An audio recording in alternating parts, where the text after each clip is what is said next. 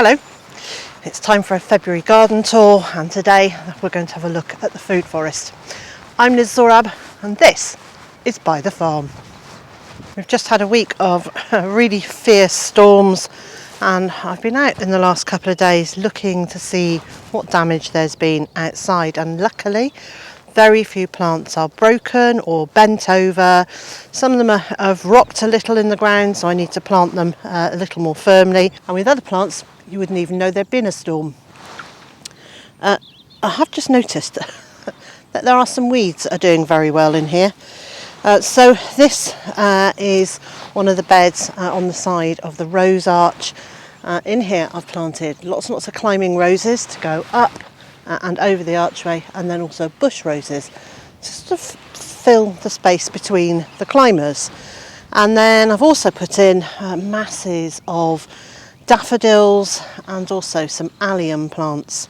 Now this bed really needs to be topped up with more compost, but we haven't done that yet. These beds are being filled with everything that we're pulling off the floor in the long barn, and we just haven't done any of that for a little while. Underneath this bed I've put some weed suppressing membrane, and that's a heavy duty cornstarch, one that I got from Mulch Organic, and it comes in a big roll that you just roll out over the space, and it breaks down in about 3 years, which I think will give this bed and indeed all the other beds in the food forest plenty of time to really establish themselves. The only places where I can see weeds coming through is where I've cut the membrane to put a plant into the ground, and very definitely we've got weeds coming through there.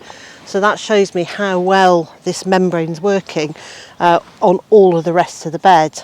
Over the winter months I've been putting in a lot of hedging, and here is a crab apple, and back here is a plum tree. Now we bought this one with us, and I think you can see just how much bigger it is, and I like having a few of these taller, more mature trees because it adds a sense of maturity to the garden. In between these standard trees will then be native mix hedging, which I'm going to grow to this sort of height. So it will act as all sorts of things. A wildlife corridor to allow wildlife to go from the hedge down there to the hedges over there. It will provide shelter for small animals and birds, nesting places, and as the hedging matures it will provide food. It will give us a windbreak from the winds that come down from the top of the hill and just shelter this area a little. But I don't want these hedges to grow too high because they're also going to cast a lot of shade. That's due south, so the shadows for a lot of the day will be coming this way. I don't really want too much shade there because everything that way is our garden. I've had to use my imagination quite a lot here to kind of visualise what this is going to be like when it's mature. All I know is how lovely it was in our old site when everything matured, and I have to just believe that that's going to happen here. So in this row there are currants and there are apples, and there's also a mixture of ornamentals and perennial edibles. And in this row there are mostly alliums, so I've put in onions and shallots and garlic into a row there. I then put hoops over it and this green debris netting, which is a scaffold netting. I didn't put the hoops very securely into the ground, they've all fallen over. So what should be a really nice protective tunnel with with the hoops up at this height. Oh, that was neat. They have all collapsed. They collapsed weeks ago and I've just left them. I need to come through and either put some new canes in the ground and put those pieces of tubing over the top, or put some wider tubes into the ground and put those tubes in the side. But basically I need to stand them back up again. For now they're doing a little bit of protection. They're stopping the birds pulling them out of the ground. The netting is just starting to squash them a little bit, so I do need to do that soon, but not today. At the top of this row is a rowan tree that we bought with us, and in this pot is, I'm so pleased, it's a little calendula. It has been flowering for most of the winter on and off. It's a little splash of bright colour. What a pleasure. There are 2 apple trees in this row, and also this very large white currant that we brought with us. It's interesting to see just how much the wind in our old site actually bent plants to lean in one direction. And so I've planted this facing into the wind in the hope that that will now encourage it to grow more upright and grow this way. So we might end up with a bit of a zigzag plant, and I might need to just actually cut some of this back. It's not too late to prune currants, particularly branches that are crossing over and are crowding the centre.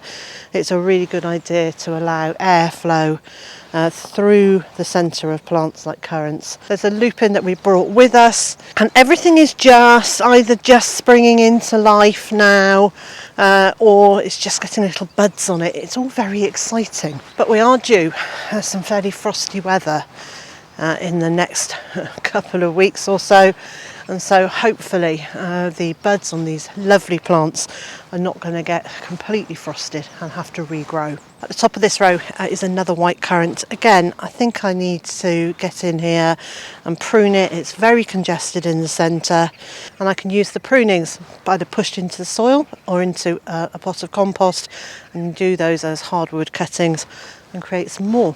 Mr. J and I walked through the food forest yesterday to see what had survived the ferocious winds that we've been having, and I was really pleased to see this Hypericum, St John's wort. I think this is Hypericum hidcut, but I can't be sure. It's one that was growing in the gravel in the yard in our old house, and it's now coming into its 4th season, and I can definitely see new growth on this, so I'm very pleased about that. And then there are some ornamentals like a digitalis and some iris. Digitalis, absolutely not edible. I'm very conscious of that, and I may well move it so that it's not in the food forest, but there are other toxic plants here, and I have to trust that nobody's going to come in and help themselves to food in here without understanding what they're picking. This is Verbena boreensis. Is that how you say it? I think so. Anyway, it sends up quite tall stems and has little purple flowers on the top of it, and gets to sort of this height, and it sits above everything that's growing beneath it. Because it's quite fine stems, it's not casting too much shade. Really like that plant as a filler and as something to add extra colour. And then there are some more perennial ornamentals. And then this tree is my very treasured mulberry. So it was the first tree that I put into the food forest. I bought this plant from Direct Plants. It was a bit of an investment. I'm so pleased to have it. It will grow potentially really quite large in width as well as in height.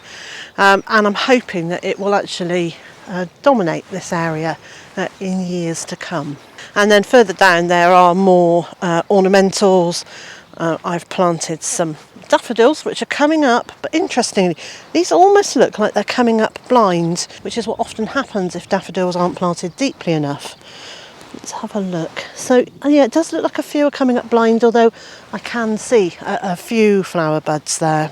And I'm looking at heaps of dried sticks and stems and trying to remember what they are. I think that one's a peony, and this is one of the apple trees.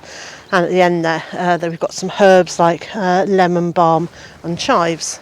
On this row I've put down the weed suppressing mulch, and I haven't put down enough wood chip on the top of it. So this is wood chip that we had just delivered. It's an oak wood chip. We've also got some willow, which is down in the bottom of the field down there. Carting it all the way up here is painful, to say the least. This is quite a steep slope. I'm not actually moaning about it, I'm just saying part of why we haven't done it is it's quite hard work, and do you know, it's actually more interesting to be putting plants in than to be going up and down with wheelbarrows of wood chip. So it will come, and we will get the rest of the wood chip on this to just hold this membrane down. But it stayed in place through 3 storms this week, which I'm rather impressed with. So there are 1, 2, 3 apple trees here. I've left a space for a different fruit tree. I have got quite a lot of trees still to go in, but I'm pacing myself. It's only February, there's plenty of time to get trees in over the next month or so. I've also got pots of plants waiting to go in. This is a honeyberry. Again, it's a cutting I brought with us from our previous home. There are actually quite a lot of ground cover plants waiting to go in, and more things in pots. So it's very definitely, I'm waiting to plant this row up. It's raining yet again, but this last row has got a twisted willow, a pheasant berry, and then some Shasta daisies. This lovely apple tree, which is going to be a really nice shape. It is, can I remember which one this is? Scotch Bridget it's called. Is that right? Yes. And it's got the main stem and then it's got 3 main branches coming off it. Very happy with that. And this is some Solomon seal, again bought with us from our previous home. Apparently that's also edible. You can use the growing tips, the young spears, as they come through, just like asparagus. I haven't tried it yet. When I do, I'll report back and let you know what I thought of it. And then this is Solidago goldenrod. I'm now sprinkling the seeds everywhere. I'm really happy for these plants to really establish here in quite large clumps. We're almost at the end of the food forest, where last week I was planting cowslips into that area.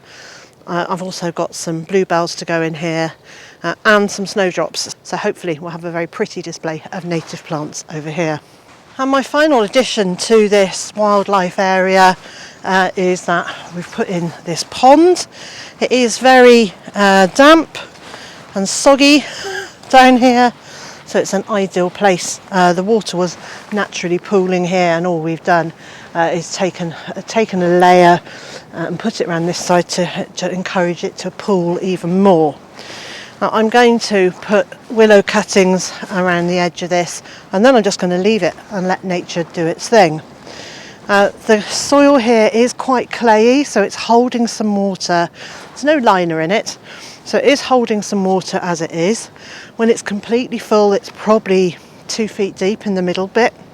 Right now, I'm guessing it's just over a foot deep, 30 to 35 centimetres. It's sloping gently there so that small animals can get in and out.